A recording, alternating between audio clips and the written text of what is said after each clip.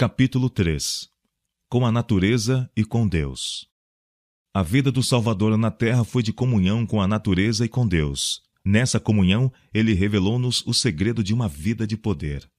Jesus era trabalhador fervoroso e constante. Jamais existiu entre os homens alguém tão carregado de responsabilidades. Jamais outro conduziu tão pesado fardo das dores e pecados do mundo. Jamais outro labutou com um zelo tão consumidor de si próprio pelo bem dos homens. Todavia, teve uma vida saudável. Física, bem como espiritualmente, ele era representado pelo Cordeiro sacrificial, imaculado e incontaminado. No corpo e na alma, era um exemplo do que Deus designava que fosse toda a humanidade por meio da obediência às suas leis.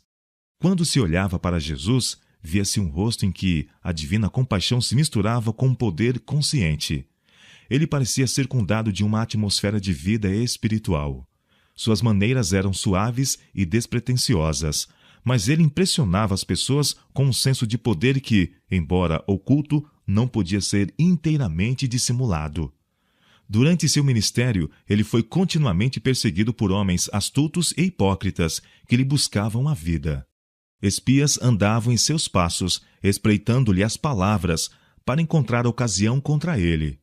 Os mais argutos e cultos espíritos da nação buscavam derrotá-lo em debate. Nunca, porém, puderam conseguir qualquer vantagem. Tinham de retirar-se do campo, confundidos e envergonhados pelo humilde mestre da Galiléia. O ensino de Cristo possuía uma novidade e um poder que os homens nunca tinham conhecido antes. Seus próprios inimigos eram forçados a confessar. Nunca homem algum falou assim como este homem. João capítulo 7, verso 46. A infância de Jesus, passada na pobreza, não fora contaminada pelos hábitos artificiais de uma era corrupta. Trabalhando ao banco de carpinteiro, desempenhando as responsabilidades da vida doméstica, aprendendo as lições da obediência e da labuta, encontrava recreação entre as cenas da natureza, colhendo conhecimento enquanto buscava compreender os mistérios dessa natureza. Estudava a palavra de Deus, e as horas de maior felicidade para ele eram aquelas em que se podia afastar do cenário de seus labores e ir para o campo e meditar nos quietos vales e entreter comunhão com Deus na encosta da montanha ou entre as árvores da floresta. O alvorecer encontrava-o muitas vezes em algum lugar retirado, meditando, examinando as Escrituras ou em oração. Com cânticos saudava a luz da manhã. Com hinos de gratidão, alegrava suas horas de labor e levava a alegria celeste ao cansado e ao abatido. Durante seu ministério, Jesus viveu em grande parte ao ar livre. Suas jornadas de um lugar para o outro eram feitas a pé, e muito de seu ensino foi ministrado ao ar livre também. Ao preparar os discípulos, ele se retirava muitas vezes da confusão da cidade para um lugar tranquilo nos campos, mas em harmonia com as lições de simplicidade, fé e abnegação que lhes desejava ministrar. Foi sob as agasalhantes árvores da encosta da montanha, mas a pouca distância do mar da Galiléia, que os 12 foram chamados ao apostolado e proferido o sermão do monte. Cristo gostava de reunir o povo em torno de si, sob o azul dos céus, numa relvosa encosta ou à margem de um lago. Ali, rodeado pelas obras por ele próprio criadas, era-lhe possível atrair-lhes a atenção das coisas artificiais para as naturais. No crescimento e desenvolvimento da natureza eram revelados os princípios de seu reino.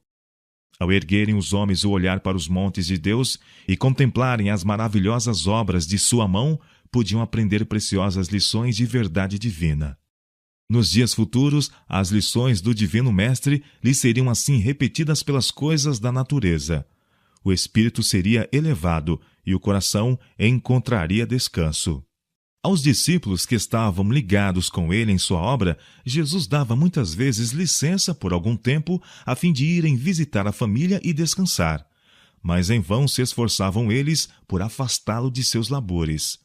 O dia todo atendia às multidões que iam ter com ele, e ao anoitecer, ou bem cedo de manhã, retirava-se para o santuário das montanhas em busca de comunhão com o Pai. Muitas vezes, o incessante trabalho e a labuta com a inimizade e os falsos ensinos dos rabis o deixavam tão fatigado que sua mãe, seus irmãos e mesmo os discípulos receavam que sua vida fosse sacrificada. Mas, ao voltar das horas de orações, que encerrava o atarefado dia, notava-lhe o aspecto sereno do rosto, o vigor, a vida e o poder de que todo o seu ser parecia possuído. Das horas passadas a sós com Deus, ele saía, manhã após manhã, para levar aos homens a luz do céu. Foi justamente depois de voltarem da primeira viagem missionária que Jesus disse aos discípulos: "Vinde à parte e repousai um pouco." Os discípulos haviam voltado cheios de alegria por seu êxito como arautos do Evangelho, quando os alcançaram as novas da morte de João Batista às mãos de Herodes. Foi para eles amarga tristeza e decepção. Jesus sabia que, deixando Batista morrer na prisão, provara severamente a fé dos discípulos. Com piedosa ternura, contemplou-lhes o semblante entristecido, manchado de lágrimas. Lágrimas umedeciam-lhe também os olhos e a voz ao dizer: "Vinde vós aqui à parte, a um lugar deserto, e repousai um pouco." Marcos capítulo 6, verso 31.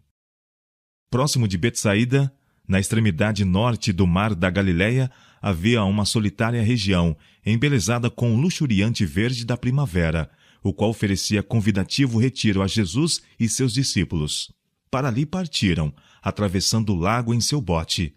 Ali podiam descansar, afastado do tumulto da multidão. Ali podiam os discípulos escutar as palavras de Cristo sem ser perturbados pelas réplicas e acusações dos fariseus. Ali também esperavam fruir um breve período de associação uns com os outros e com seu Senhor. Pouco tempo apenas esteve Jesus sozinho com seus amados, mas quão preciosos foram para eles aqueles momentos.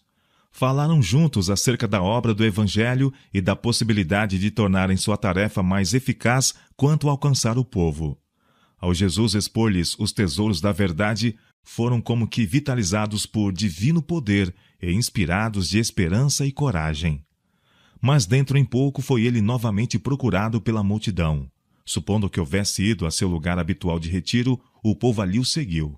Foi frustrada sua esperança de conseguir sequer uma hora de repouso.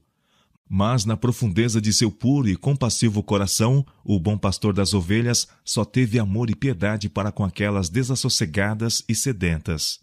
O dia todo ministrou-lhes as necessidades, e ao anoitecer os despediu para que voltassem a casa a descansar. Numa vida inteiramente devotada ao bem dos outros, o Salvador achava necessário desviar-se da incessante atividade e do contato com as necessidades humanas, a fim de buscar o retiro e a inteira comunhão com o Pai. Ao partirem as multidões que o haviam seguido, ele vai para as montanhas, e ali, a sós com Deus, derrama a alma em oração por essas criaturas sofredoras, pecadoras e necessitadas. Quando Jesus disse aos discípulos que a seara era grande e poucos os obreiros, não insistiu quanto à necessidade de incessante lida, mas disse-lhes: "Rogai, pois, ao Senhor da seara, que mande ceifeiros para a sua seara." Mateus capítulo 9, verso 38. A seus esgotados obreiros de hoje, da mesma maneira que aos primeiros discípulos, dirige ele estas palavras de compaixão: "Vinde vós aqui à parte, e repousai um pouco." Marcos capítulo 6, verso 31. Todos quantos se acham sob as instruções de Deus precisam da hora tranquila para a comunhão com o próprio coração, com a natureza e com Deus. Nele se deve revelar uma vida não em harmonia com o mundo, seus costumes e práticas. É-lhes necessário experiência pessoal em obter o conhecimento da vontade de Deus. Devemos, individualmente, ouvi-lo falar ao coração. Quando todas as outras vozes silenciam e em sossego esperamos diante dele, o silêncio da alma torna mais distinta a voz de Deus. Ele nos manda: "Aquietai-vos e sabei que eu sou Deus." Salmo 46, verso 10. Este é o preparo eficaz para todo o trabalho feito para o Senhor. Entre o vai-vem da multidão e a tensão das intensas atividades da vida, aquele que é assim refrigerado será circundado de uma atmosfera de luz e de paz. Receberá nova dotação de resistência física e mental. Sua vida exalará uma fragrância e revelará um poder divino que tocará o coração dos homens.